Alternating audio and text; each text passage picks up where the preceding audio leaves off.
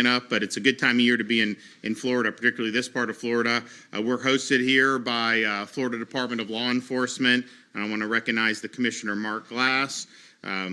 He's asked me to find a new location for them here for a long time, and obviously there's a project that may be done in this area that would help facilitate that for them as well. We have State Attorney Susie Lopez, Pinellas County Sheriff Bob Galtieri, Florida Attorney General James UTHMEIER, and the family of Missy Mogul, and that'll be one of the bills that I'm going to sign today is named after Missy. We also have a number of our state reps here from the Tampa Bay area, and you're going to hear from one of them, Representative Bernie Jocks, after we finish our comments. So we're here signing legislation to protect the public against criminals.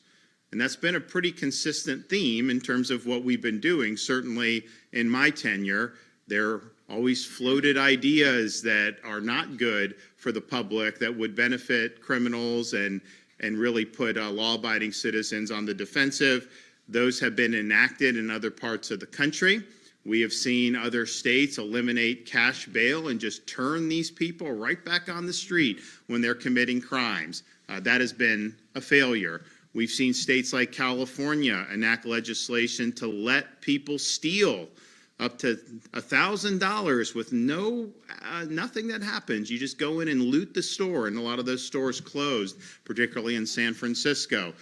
We've not done that, obviously, in the state of Florida. We have seen all types of prosecutors who have refused to enforce the law and allow the criminal element to run rampant across their communities to disastrous results. So all of those forays into weakening the rule of law, weakening penalties against criminals, all of those that have been tried around the country have failed. All those that were attempted in Florida, they ended up not even getting enacted because we stopped it. And not only did we stop it, we doubled down to make sure that Florida is a law and order state. And you can look at all the things that we've done throughout my tenure and even over many years prior to that. But I don't think there's any state that's done more to protect children against predators, particularly sexual predators, than the state of Florida has. And in fact, we've even enacted the death penalty for pedophiles, and we have that now being done. It's going to work its way through the courts because there's been a little wrong turn by the U.S. Supreme Court at one time, and we're going to fix that because I'm sorry, some of these people are sadistic. Some of these people that prey on these kids, that's the only appropriate punishment that you can have. So we're doing that. We've also done things to protect parents' rights in education, to make sure parents know what's being taught in schools and that kids aren't having an agenda jammed down their throat. And unfortunately, you have had things that have been injected or tried to be injected and have been injected in other parts of the country that are just not appropriate for minors, and that's part of an agenda, and so we've stopped that agenda. We've also made sure to strengthen registration requirements for sexual offenders. We also have established mandatory minimum prison sentences for repeat sexual offenders, and on it goes. So that has been the philosophy. That's part of the reason we have a 50-year low in the crime rate. It's part of the reason people have confidence that Florida is a place where you can live and particularly raise children and know that the folks in law enforcement, the folks in state government got your back. And we are not going to turn the criminals loose to be able to victimize you. So we have all these different things that have come to the forefront over many, many years, and I've been proud to sign great legislation over the years, and it's great. But there's always something else that unfortunately can rear its ugly head. And so Missy's laws, House Bill 445, what it does, and this shouldn't even be an issue. So you have somebody that's convicted of a crime, a serious crime. A lot of times the judge will remand them to custody, then they do a sentencing, and then the judge administers the sentence. But you don't release the convict just because you haven't done sentencing yet. Now, there's some court systems, they sentence you immediately after conviction. It's not how it's done. I know in the military that's what you do. That's not necessarily how it's done in civil courts throughout the United States. So if you have somebody convicted of a serious crime, revoke their bail, send them to jail, knowing that they're going to get a sentence of imprisonment, probably very lengthy anyways. And I think most judges in Florida get that and have done it, but not all of them. So the situation with Missy, she's got this stepfather, big-time scumbag. He was convicted. First of all, he was abusing Missy. She's like 5 years old, doing all that. Really, really bad what was going on in the home. But then he gets convicted of trying to meet a 15-year-old for sex. And so he gets brought up on charges. He's out on bail. Then he gets convicted. And so this judge, what's the judge's name? Judge Tiffany Baker up in Leon County, he was convicted of attempting against a minor. That's a felony. That's a serious offense. And the prosecutors went to her. They said, Judge, this is a dangerous individual. You need to revoke the bail. Please revoke the bail. And she refused to do that. She put him out on bail pending sentence. And what happened in between that decision and the time he was sentenced? He murdered Missy. Totally preventable. A miscarriage of justice. A dereliction of judicial duty. So what this bill does is it makes sure that these types of sexual offenses mean that a judge must remand the convicted defendant to custody. We don't want to see examples. So first of all, like even suspected of this, and you can kind of see, I mean, you see some of these defendants come in and look, you're innocent till proven guilty, but you look at them and some of them are like, there are problems. And you know that there are problems. And just what they're brought up on charges, they've probably offended a lot more than what they're being charged with. Let's just be clear. So just in terms of protecting the public, once one of these guys are convicted, you've got to pull out all the stops to protect these kids. And this judge failed to do it. Now you will go automatically and be remanded to custody, have your sentence, and that will count towards your sentence. Obviously it will. But you won't be able to harm other children. And if we had this bill in place then, Missy would be alive today. That's just a fact. We know that. Now, I appreciate the legislature for passing this, but I will just say to my friends in the Florida House of Representatives, I don't think what you've done is enough. You have the power and you have sufficient numbers in your chamber to impeach this judge, Tiffany Baker. Until you start holding these judges accountable, they are going to continue to find ways to benefit the criminal element. This was an outrage. This was such an easy call to make sure that this guy was put behind bars, and this judge refused to do it, knowing the risks, and the result has obviously been a tragedy. So Florida Constitution vests the House of Representatives with the ability to bring an impeachment against a circuit judge with 2/3 majority. Last time I checked, we've got way more than 2/3 of Republicans. Honestly, I think some Democrats would vote to impeach, given what happened in this case.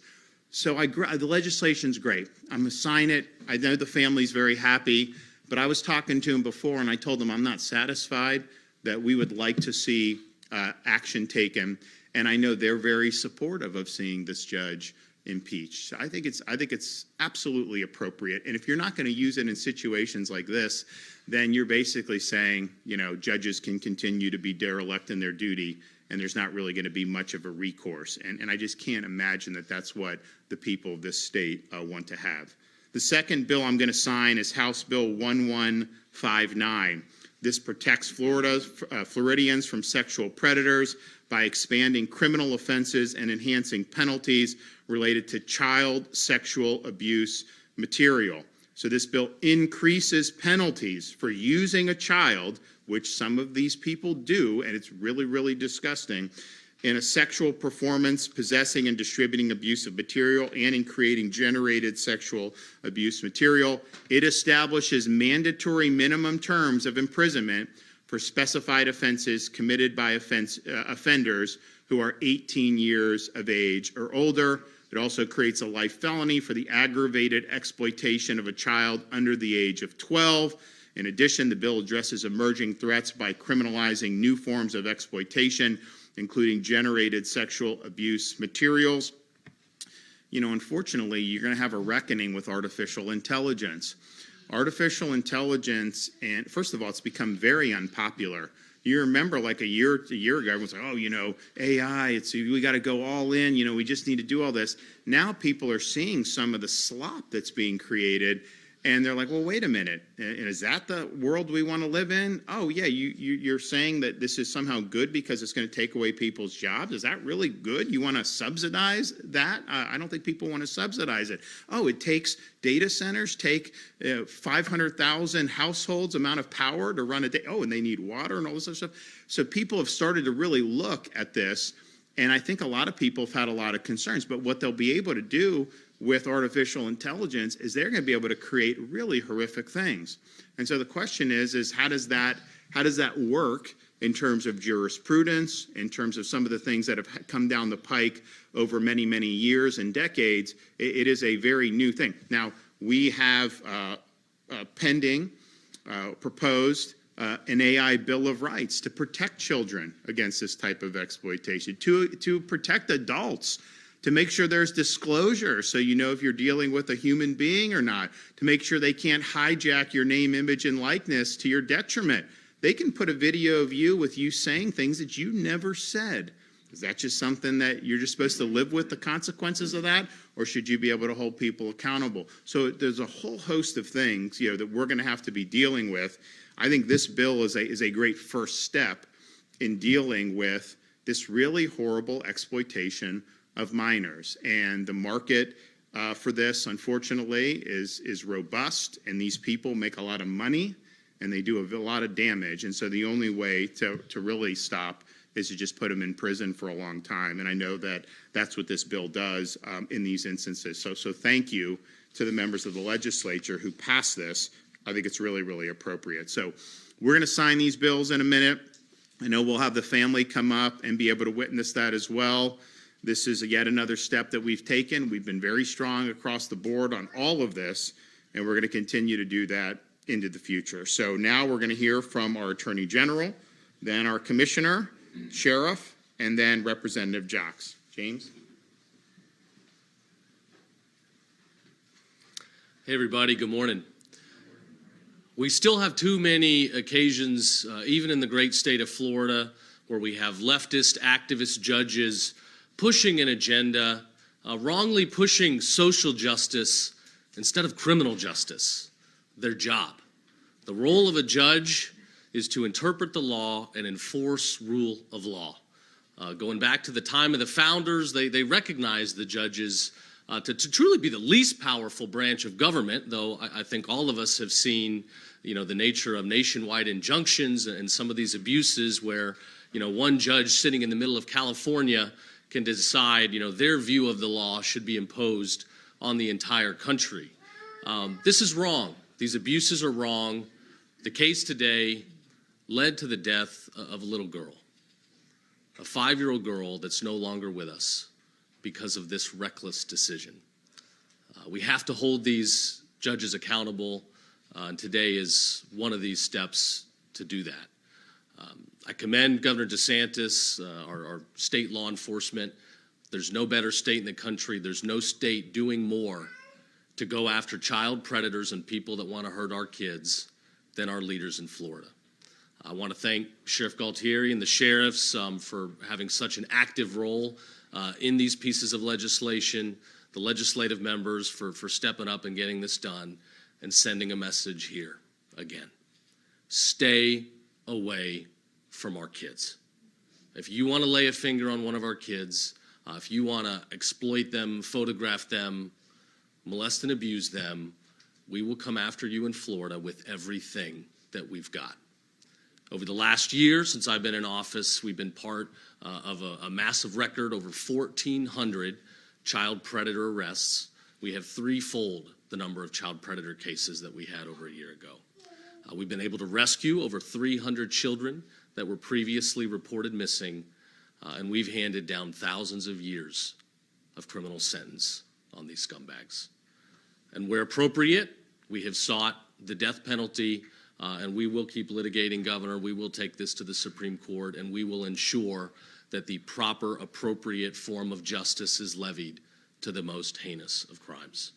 So it's an honor to support our law enforcement every single day. We're blessed here in Florida. Our crime rates keep getting lower. Families are flocking here because it's safe. This is where they want to raise our kids. We won't forget that, and we'll keep fighting. God bless. Thank you.